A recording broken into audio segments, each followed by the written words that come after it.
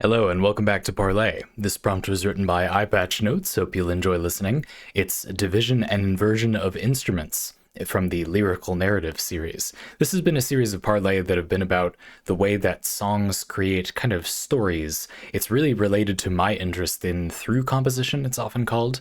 The idea that a song doesn't really have a verse, chorus, bridge, chorus kind of structure to some degree or another.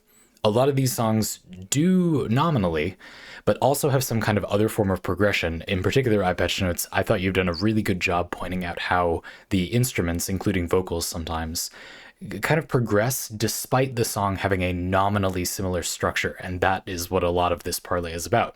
So as usual, there's a bunch of music in the description that you can listen to. I listened to before this parlay. It was pretty interesting this time. I really like this first example, so let's get into it. Continuing to expand this detour of the lyrical narrative series into a journey, consider instruments and how often they change throughout a song. Hope for Existence, the Witch's exclusive boss theme from Chrono Arc from a previous parlay, starts with violin before progressing to club music. One snap, then another, now the violin and synth are playing at the same time. This movie clapper-like sound recurs, often right before the ratio of string and synth fluctuates throughout the instrumental's verses and choruses. Again, the song kind of does follow a normal pattern, but the instruments kind of don't. It's sort of like we get each permutation of the instruments combining together. Pretty interesting. For a hip-hopping fresh example, take the song Baby's Tears from the Girls OVA, franchise not recommended. Yeah, it's a whole other thing. The Girls opening starts very harp, very chime, very zen. But what is this scratching sound? Oh, the J-Rock is coming to take the harp away. Like with Hope for Existence, there is a distinct clap during this transition to guitar and more club music. Note that the singer's cadence and tone remain relatively constant at this time. Only during the chorus did the lyrics pick up in intensity. Given the common model of verse, chorus, bridge, chorus, and variations of VC, VC, BC, some instrument changes are expected as the lyrics change, but this parlay aims to highlight specimens that surpass the norm. Indeed, this song has a sort of movie clapper-like sound right before the transition between the two parts that helps smooth it over. In particular, I was really impressed by how this first song makes the transition feel smooth. If you were to jump from the very beginning of the song, if you listen to the song, it's the first link in the description, and you jump from the first like 10 seconds to like a minute into the chorus, that jump is pretty big. It's somewhat noticeable of a change. But if you listen to the song, what they've done is build it out in such a way that although it is a verse, chorus, whatever song, the changes happen kind of piecemeal instead. And they also tend to keep elements that were there before. So like some of the harpy, chimey, zen musical elements remain, but are just a background element now. And the clapper sound becomes, or is to begin with, part of the drum kit that's used. So there's a sort of transitionary whap of the like movie clapper kind of sound. It's probably like a muted drum, I would imagine, or maybe it sounds a lot like a movie clapper. Maybe it is. On kind of the offbeat before the measure where we get like more of the J-Rock thing, but the singer's voice stays the same. And then now that part of the song is transitioned, we keep the clapper thing, we keep some of the zen vibes of the instruments from before, and then only in the chorus do we switch over the next part, which is the singer's like vocal style, into a more like belty, rocky, pumpin' pulse kind of song. Pretty cool. Even though the song has a nominally normal format, it uses its instruments to create a transition that is more than the normal. I think this is really cool. It adds a kind of subtle texture to the song, like a layer below. For me, I think this is the example that really made this parlay series kind of click for me. It was always really interesting to me that you had this idea where songs would present these kind of narratives, but I think this is the one where I kind of like, wow, that more songs could use this. This is an underexplored area of sound design. Pretty cool. I'm looking forward to noticing this in other pieces of music I listen to. Okay, really interesting kind of mix-up example now. We can plumb Baby's Tears, this song, for its depths by investigating its sister song, Baby's Tears from Dance Dance Revolution. Same singer, lightly rearranged lyrics. On the surface, the song isn't that different, but like the Sky Girls version, it starts with a quiet slice of the chorus before slamming the guitar. After this, though, the song is fairly unambitious. It clings closely to the verse, chorus, bridge, chorus model, and the instruments change when one would expect them to. Right, what you'll notice if you listen to that one is that this time the transitional elements are just gone, and as a result, the song initially sounds way different. But if you compare it to the chorus of the Sky Girls' Baby's Tears, it's not that different exactly. It's just the transition has been pretty much completely eliminated. It basically just doesn't have a transition. This version is doing that thing where, some songs do this thing where at the beginning they have a little there's about to be a drop, just like in club music, but at the beginning of the song, and you're anticipating the beginning of the song, and it's slightly epic, and then we go right into the song. But that's a common thing. It doesn't really transition you in. It's kind of a musical trope instead. I think one of the complicated things about this we might not have time for is the degree to which music uses tropes and is therefore affected by how much you've heard that thing before. But that kind of idea in music, that the very beginning of a song that will be very fast-paced is briefly slow or quiet to create contrast, or if you listen to it with a bunch of other songs or as part of a playlist or a club mix, like a dance mix, you get like a kind of warm-up time. This version is from Dance Dance Revolution, where you can imagine like the player gets oriented for a sec. Guitar Hero songs often will have like a quiet little intro, or the game will have added a little intro where the crowd is making noise, like a fake crowd is making noise, just to kind of ease you in, and again to create contrast with the more lively music that's to come. It's not a bad thing, but for me, I feel like that's common enough. That's really common that it doesn't really read like a transition, whereas the Sky Girls version goes way beyond that. There's weaving in musical instrument transitions. So really interesting contrasting example. I particularly like that you picked two examples where the difference between the songs objectively is pretty minimal, and they're very normal songs besides this element, right? There's like nothing much to say about these except that like very interesting, like well-placed transition thing, and then the lack of it in the other one. Really cool. Anyway, said unambitiousness of the Dance Dance Revolution version is why the Parley author is inclined toward the harp in the Sky Girls version. Despite the DDR version having preferable instrumentalization, read hard guitar for most of its song, you just like that better, it sounds like, it lacks that extra directional clap in the middle of the first verse. The Sky Girls version having a bonus unexpected instrument change complements the rest of the verse, chorus, bridge, chorus model. Indeed, I couldn't agree more. Yeah, this is a really, really strong opening point for the Parley, and you have another really interesting example too. Yeah, I think this is a mysterious quality of music where people often say they like genres, but in practice, I think we often enjoy like devices in music. I think about this, maybe it's easier to think of if you think about books. So when you enjoy a book, a novel, or it can be something like a webcomic, what about it do you enjoy? Now, there are definitely plenty of people who it appears that they enjoy the genre, as it were, or like the art style can be a big thing. But I have personally found that in people who read a lot, or like who consume a lot of a medium, they tend not to be stuck in one genre. They'll have branched out, but they still have kind of like a convention that they like. The outside appearance of the media they consume is pretty broad. Certainly in this series, I'm not trying to, talk you up too much, EyePatchNotes, but there's been a wide variety of music and just media in your series of Parley, so I see this in you too, a little bit, if I may. But there are underlying themes. The themes are not genre. They're not aesthetic, at least they don't appear to be aesthetic to me. There are some themes in there. Like I've noticed that a lot of anime you've brought up were made from a certain like time period, but you didn't say you liked all of that. You said you didn't like a lot of them. So, but that's where you maybe were exposed to some of these things. Maybe not. But the thrust, the kind of underlying thing, those things are similar. For example, something I know about you from conversations we've had on Twitch and from these pieces of media we've talked about in these parlay is that you are, I would describe as a bit of like an uncompromising or like an absolutist type of audience member. You are willing to overlook a lot, but there are a few elements that you consider very important. I tend to be kind of the opposite. I want the whole to be, I want an all-rounder piece of media, and I'm comparatively willing to let slide like any particularly noteworthy thing.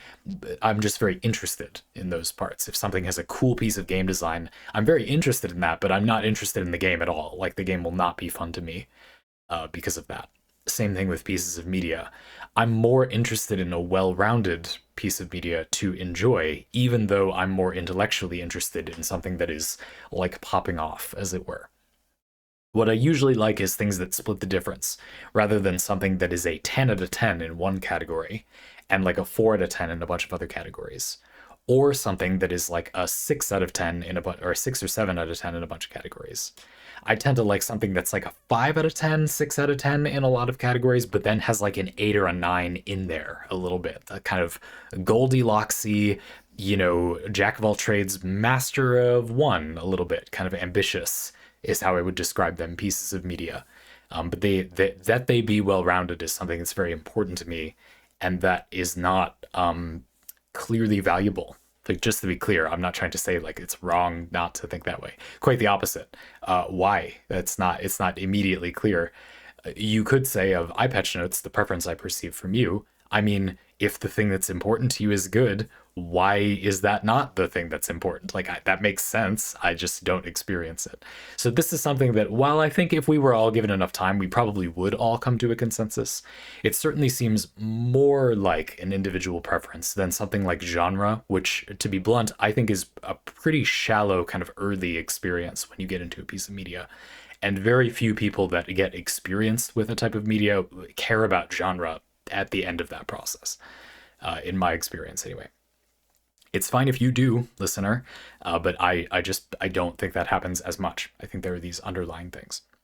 And definitely, I feel like you can map on, going back to my writing example, books that people enjoyed to like what the device the book used was. For example, I really enjoy books that have like anecdotes interspersed in between them.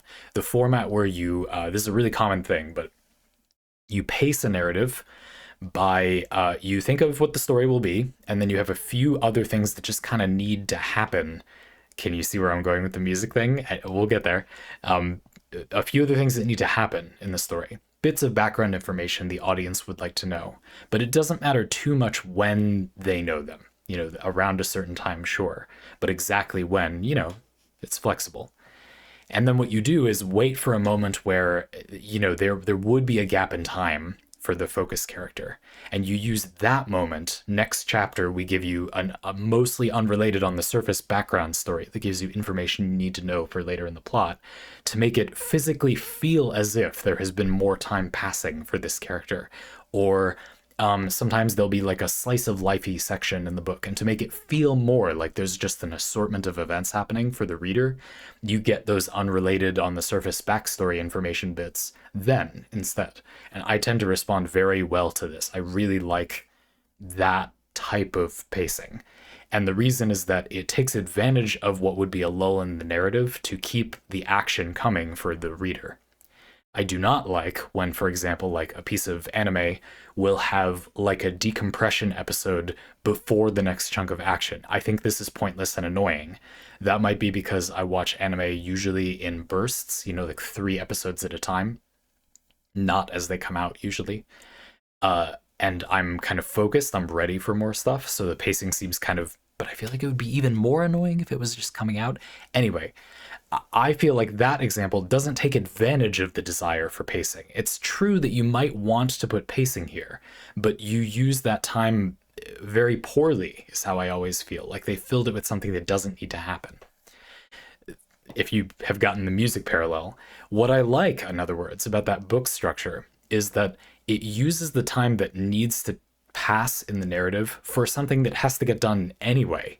If we're going to build up to a chorus and have it feel like a good payoff, we're going to want to have like a verse and maybe a little bridge section. There's like mini bridges that a lot of songs will have even before their first chorus, rather than a long bridge toward the end.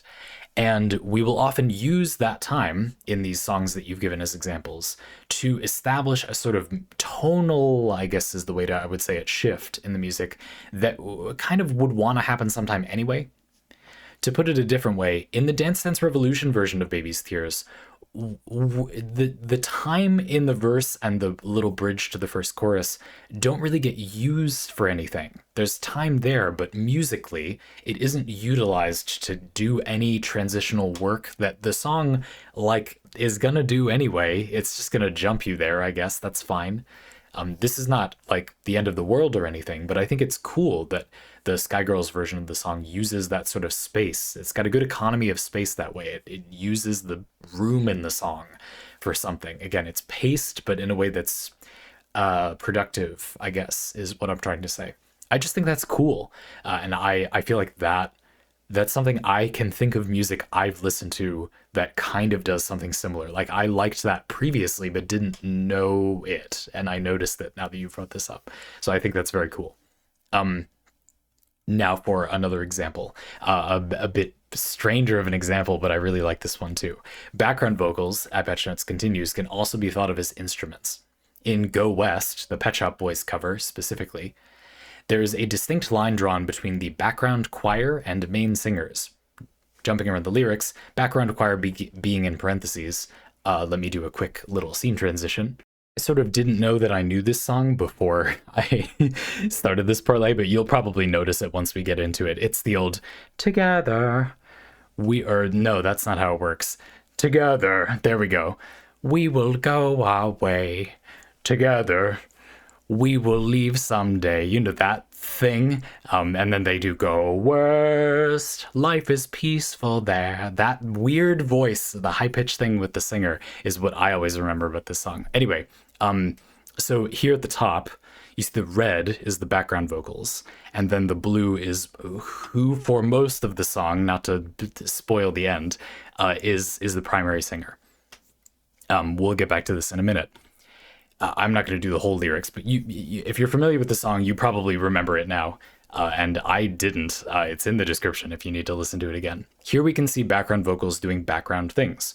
While the parentheticals could be considered parts of whole sentences, they could just as well be dropped without losing the narrative motion provided by the main singers.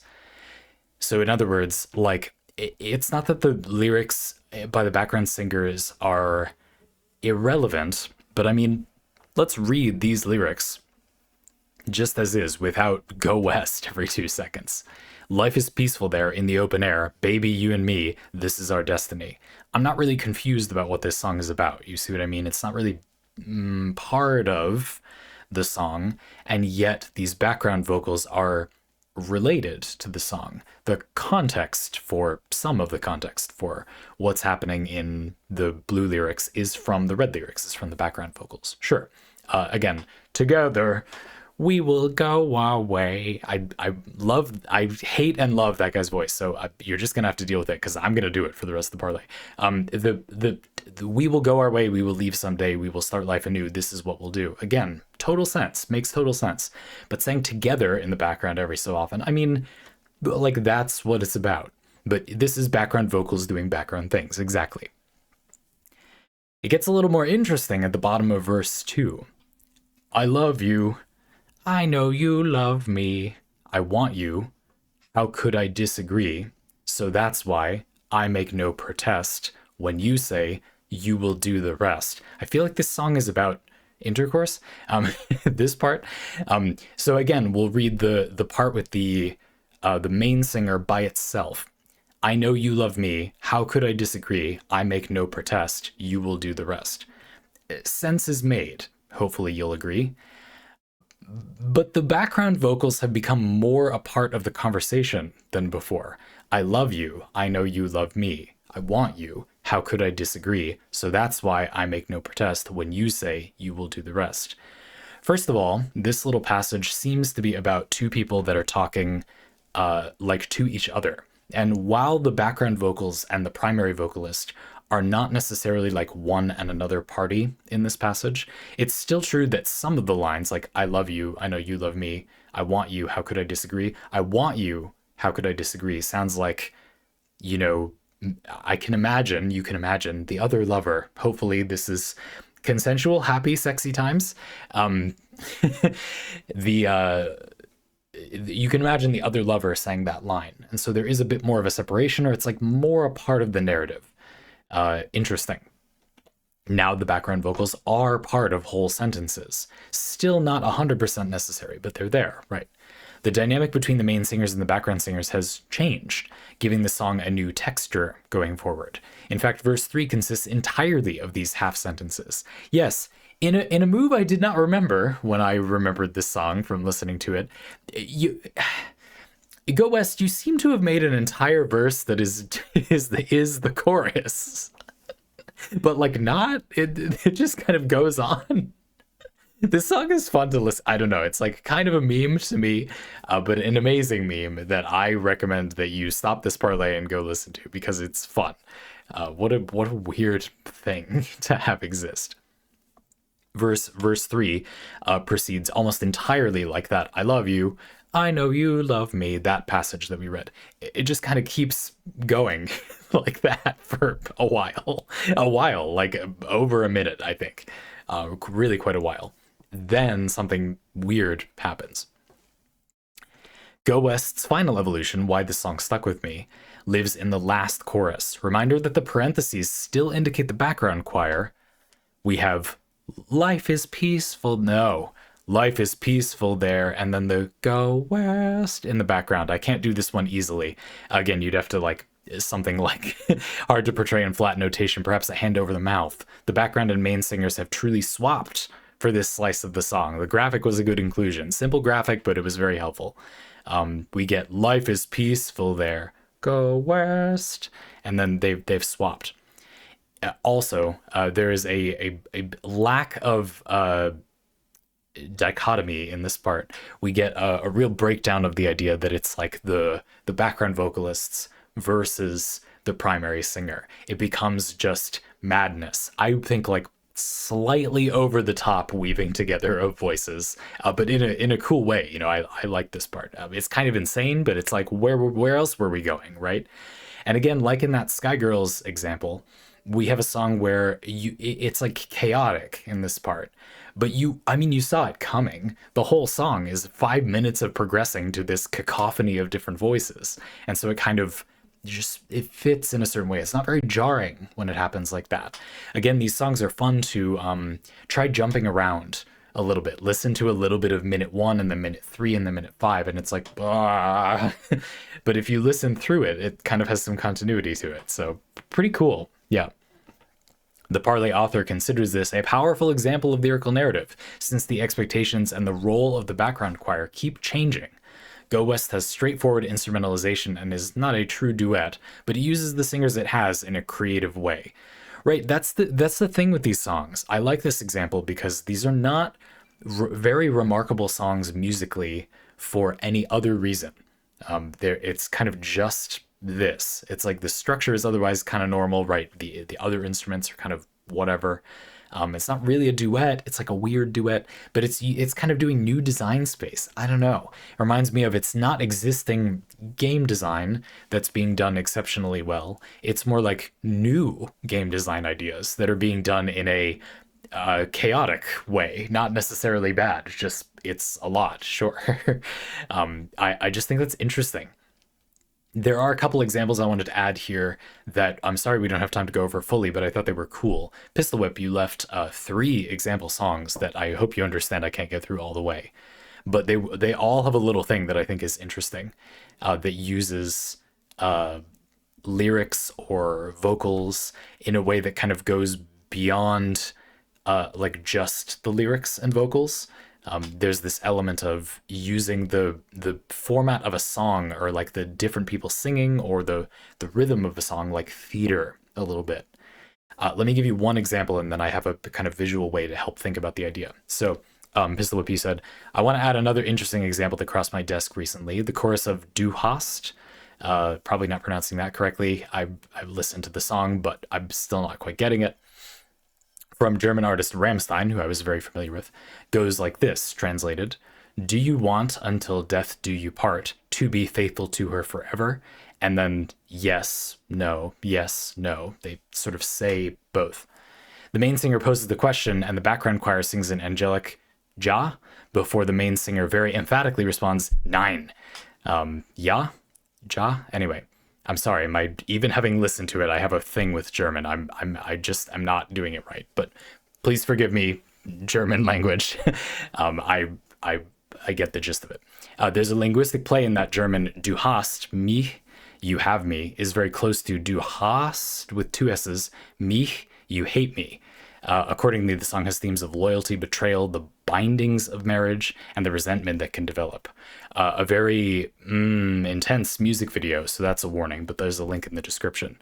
Yes, so this one does this cool thing where, because it's a song, like we have a sort of linear progression.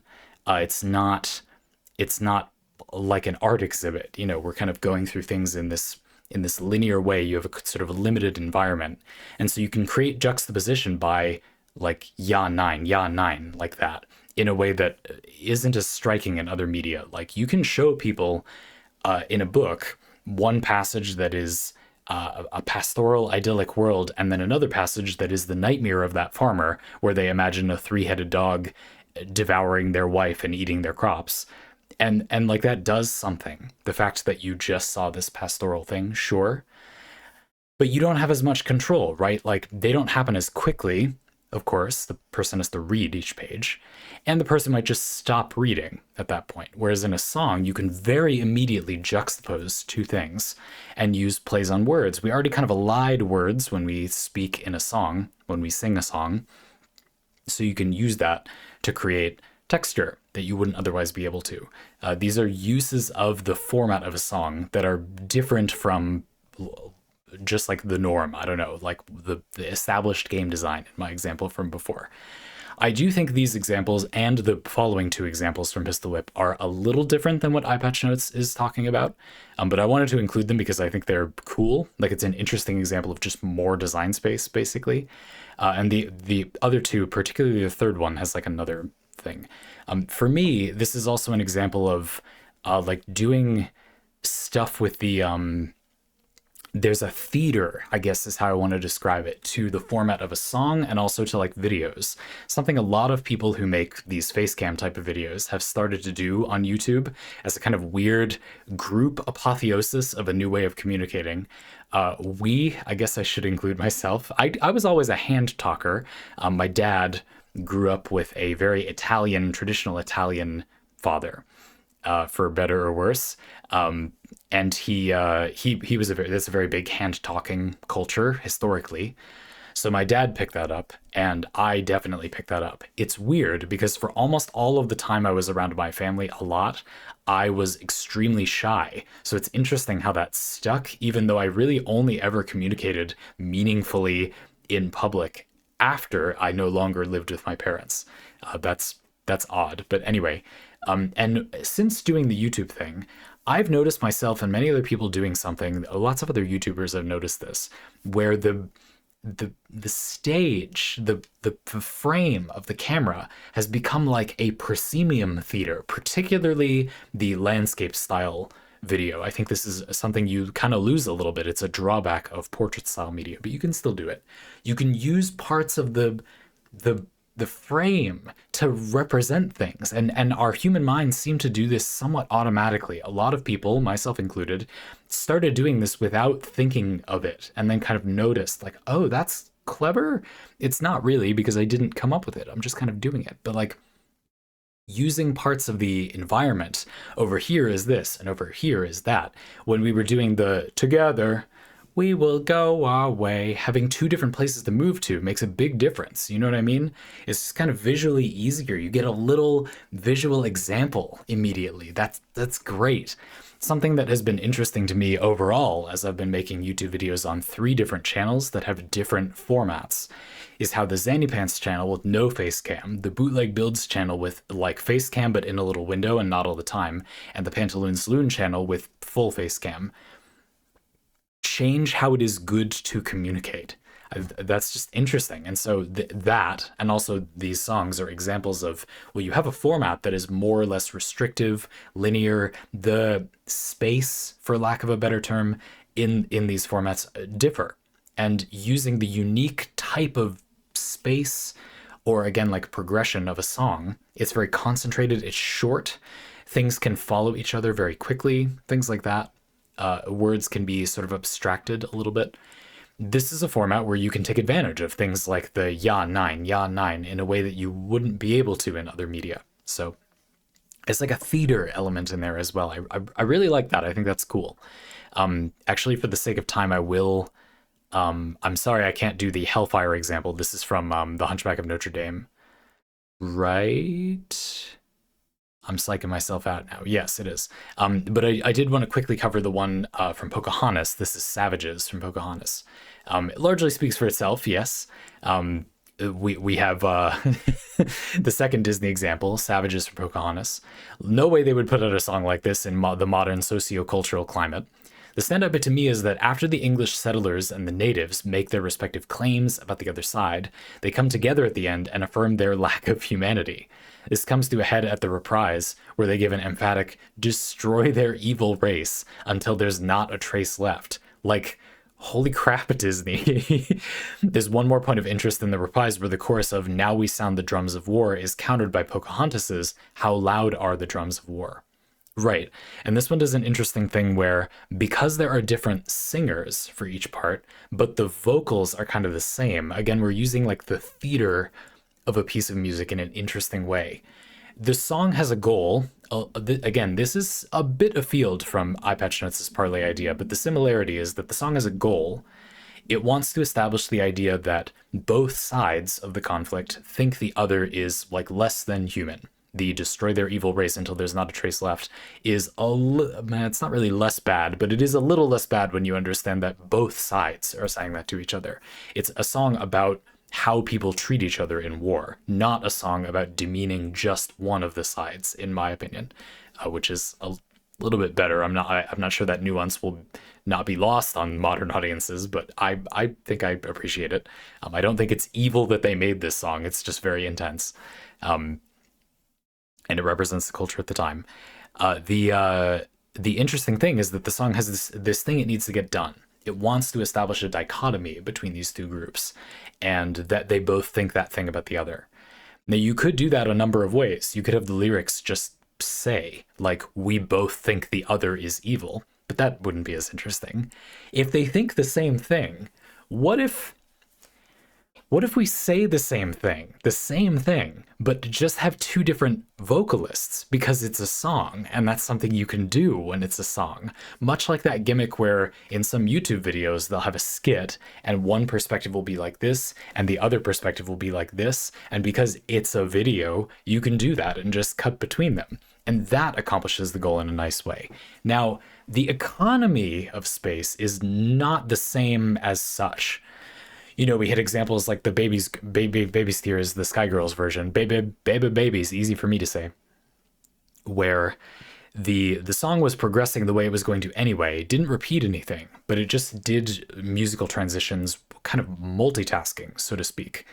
Whereas this is just an interesting application of the format of a song to express an idea in a way that would be hard to appreciate otherwise. If you read the lyrics of the song Savages from Pocahontas, it obviously wouldn't work in the same way, right? You wouldn't have the visuals, but you wouldn't hear the two vocalists. The context that it is two different speakers is damaged, not completely lost, but damaged by not having there be vocalists. So it is using the format of music a little bit. It's interesting. I just think that's cool. Like, and it's fun to see lots of examples of it. So Pizzleweb, I hope I didn't gloss over them too much, but I still thought they were cool examples that add to the tableau of, like, this isn't that narrow of a thing. Like, this is a thing you can just kind of do in music, and in other media too. You can do things with the context of the piece of media. I read a really, really interesting book recently that I recommend. This is probably the book I would recommend the most out of everything I've read, especially if you don't read that much currently. It was just really fun, and it does something unique, which is it kind of provides a tutorial for how to enjoy just like reading a book and thinking about it while not being particularly dense. It's pretty fast paced. It's The Starless Sea by Aaron Morgenstern. The Starless Sea by Aaron Morgenstern. It's a book where the minor spoiler for the book. So if you really want to read it, then just skip the next 30 seconds. Okay, but if you don't, this is my little ticket to get you in there if you won't read it already.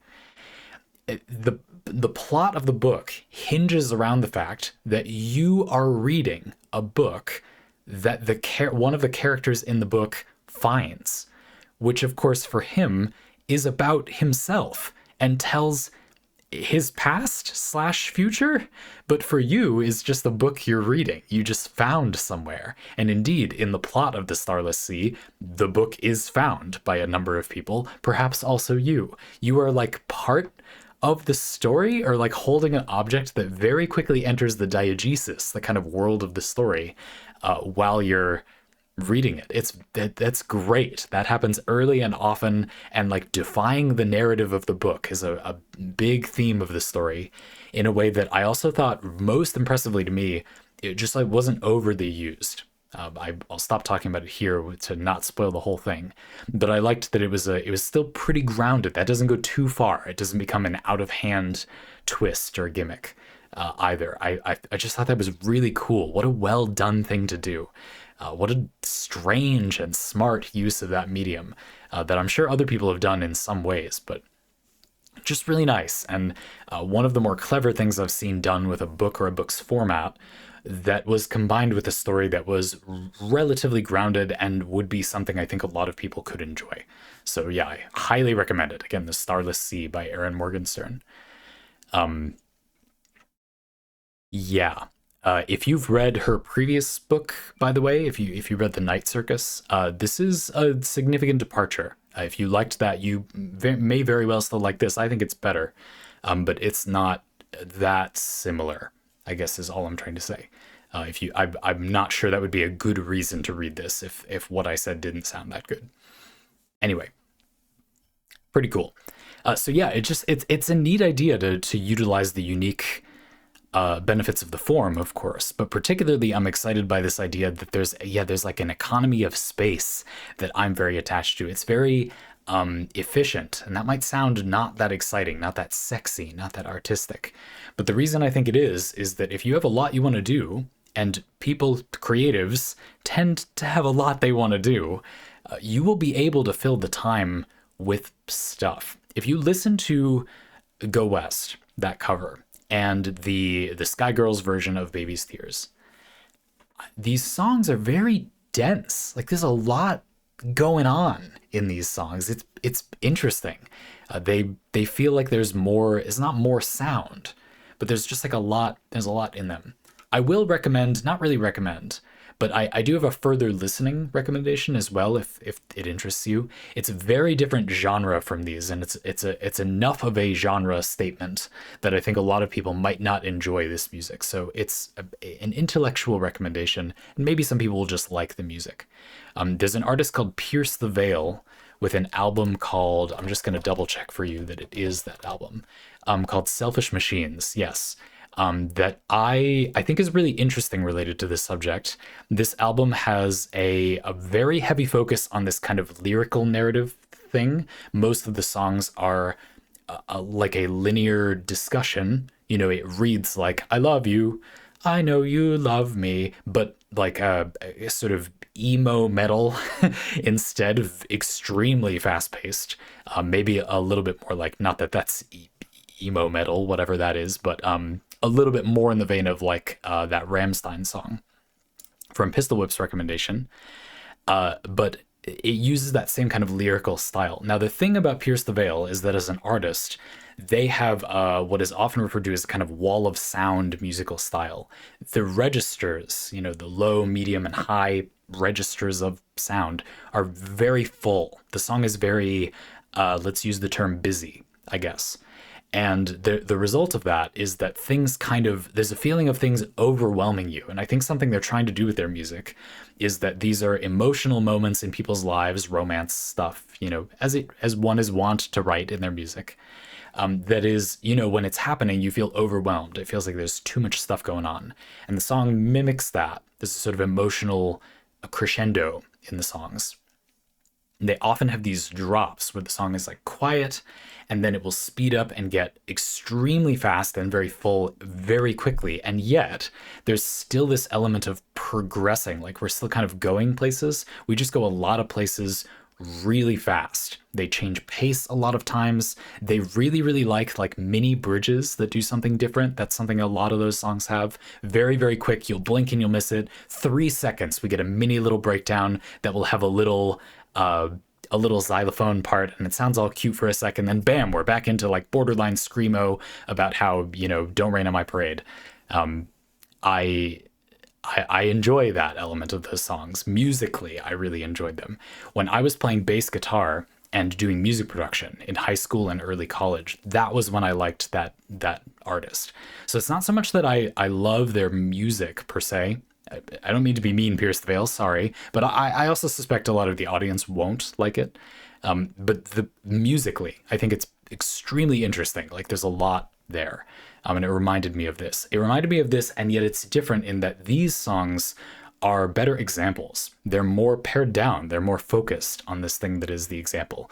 These Pierce the Veil songs would make bad examples because there is way too much else going on in the song. But if you have been interested in this concept with music, I think it's a cool one to look at. They're doing these things and then just like a lot, perhaps too much, more stuff. So I thought it was worth mentioning. Cool. What a snappy parlay.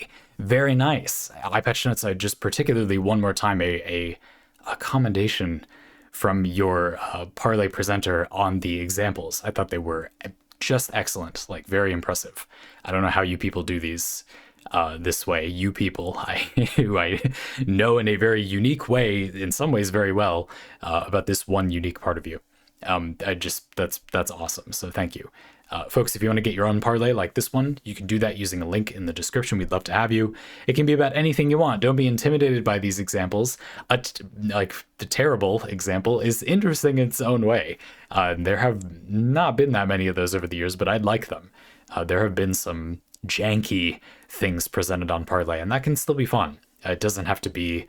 This one was just like, whew, what a ride. I feel like I got a little treat with this one, but make me do the work. Give me your weird example. Give me your weird niche thing.